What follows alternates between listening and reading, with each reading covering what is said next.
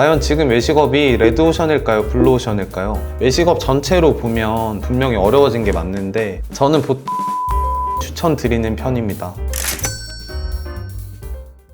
반갑습니다. 진짜 장사 가르쳐주는 장사천재 양승일입니다. 만약 여러분이 주변 사람들한테 나 식당 차릴 거야 라고 하면 주변 사람들이 어떻게 반응할까요? 안 친한 사람들이면 그래 잘해봐 너 장사 잘할 것 같아 이렇게 말하겠지만 친한 사람들이면 뭐라고 할까요? 요즘 식당 너무 많은 것 같던데, 아니면 요즘 자영업자들 다 너무 힘든 것 같던데 다시 한 번만 생각해보는 게 어때? 라고 100% 그렇게 말할 겁니다. 과연 지금 외식업이 레드오션일까요? 블루오션일까요? 오늘은 현재 외식업이 어떤 사이클에 있는지, 그리고 우리는 어떤 선택을 내려야 될지에 대해서 말씀드려보려고 합니다.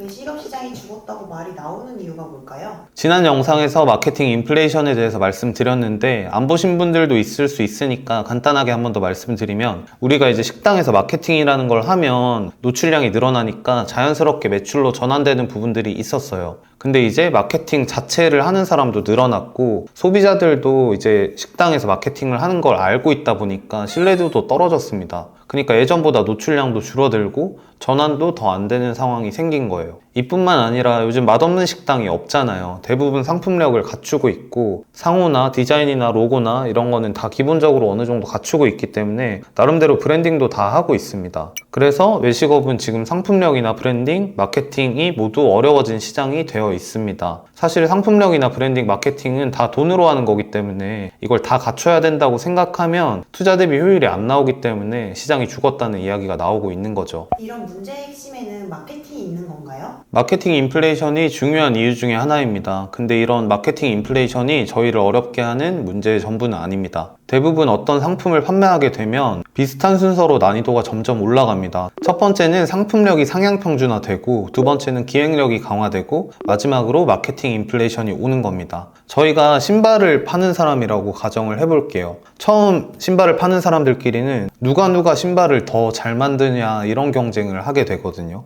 일단 기능을 갖춰야 되니까. 근데 이게 식당으로 치면 음식을 더 맛있게 만드는 과정입니다. 그 다음으로는 이제 신발의 로고를 만들고 디자인을 하고 브랜딩을 하기 시작하겠죠. 이제 어차피 신발은 다 잘 만들고 있으니까 그 이상이 필요한 거잖아요. 식당에서도 마찬가지로 이미 음식을 다 잘 하고 있으니까 그 이상의 컨셉이나 브랜딩이 필요한 시장이 오는 겁니다. 그리고 마지막으로 상품력과 기획을 갖춘 뒤에는 모두 이제 마케팅을 하기 시작합니다. 누가 잘났는지, 누가 여러분의 라이프 스타일과 맞는지, 누가 여러분의 철학과 맞는 제품인지 이런 것들을 노출시키기 시작합니다. 그렇게 마케팅 인플레이션이 마지막으로 오게 되는데 지금 식당도 지금 이런 단계에 와 있죠. 이렇게 시장은 상품력, 기획력, 마케팅 순서로 슈팅이 나오면서 점점 어려워집니다. 외식업 시장도 현재 마찬가지입니다. 결론적으로 이 세 가지가 결합되면서 외식업 시장이 어려워진다는 거네요. 자, 이걸 외식업 시장에 적용해서 말씀을 한번 다시 드려볼게요. 처음에 식당이 필요한 곳에 식당이 생겼다고 해보겠습니다.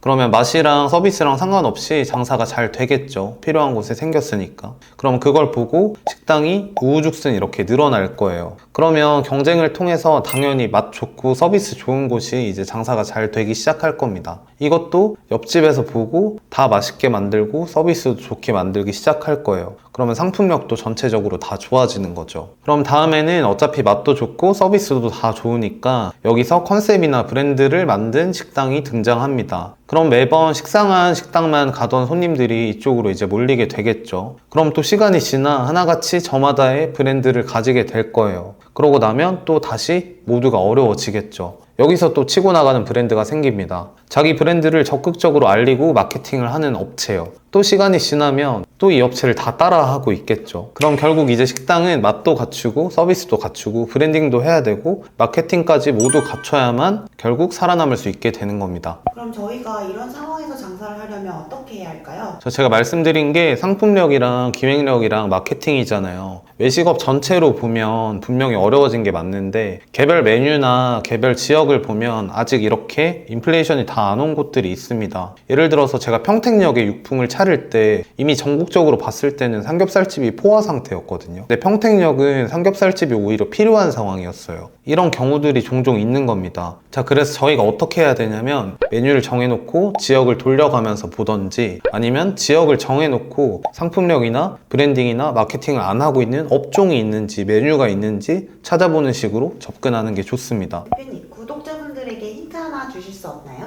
저는 보통 돼지갈비 추천드리는 편입니다. 이게 제가 사석에서 아무리 말씀드려도 사람들이 안 해가지고 지금 늘어나고 있지 않은데, 돼지갈비가 상품력은 좋은데 기획이나 마케팅을 잘하는 매장들이 없어요. 원래 기존에는 조금 있었는데 명륜진 사갈비가 등장하면서 기존에 있던 돼지갈비집들이 다 망해버렸습니다. 그래서 부모님 모시고 갈 수 있는 그 정도 브랜딩이랑 상품력을 갖춘 중고가형 국내산 돼지갈비집을 하면 지금 대부분의 지역에서 경쟁 강도에서 이길 수 있다고 생각합니다. 전국이 텅텅 비어 있습니다. 다들 많이 참고하셨으면 좋겠네요.